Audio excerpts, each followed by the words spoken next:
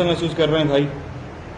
अच्छा महसूस कर रहे हैं सर, लेकिन उनके लिए दुआ कर रहे हैं जिसको नहीं मिल रही। अल्लाह ताला सबको है अफजल ईमान में रखे। बिल्कुल सही बात, बहुत शुक्रिया भाई, बहुत शुक्रिया। मैंने देखा है कि वो जब हिट हुआ है, हिट होने के बाद जब मेरी आंखें खुली हैं, मैंने देखा है तो हर तरफ आग ही आग थी, कोई बंदा नज़र नहीं आ रहा था और चीखों पुकार थी, बच्चों की, बड़ों की, बुज़ुर्गों की, सब चीखों पुकार थी, सब अपनी जानें बचाने में लगे हुए थे। तो मैंने अपना जो है वो सीट बेल्ट खोला है और मुझे रोशनी नज़र आई एक जगह पर, तो मैंने उसकी तरफ जाने की कोशिश की और मैं अपनी जाने में कामयाब हो गया और वहाँ से मैंने जंप की और बाहर आ गया। वाक़या ये था कि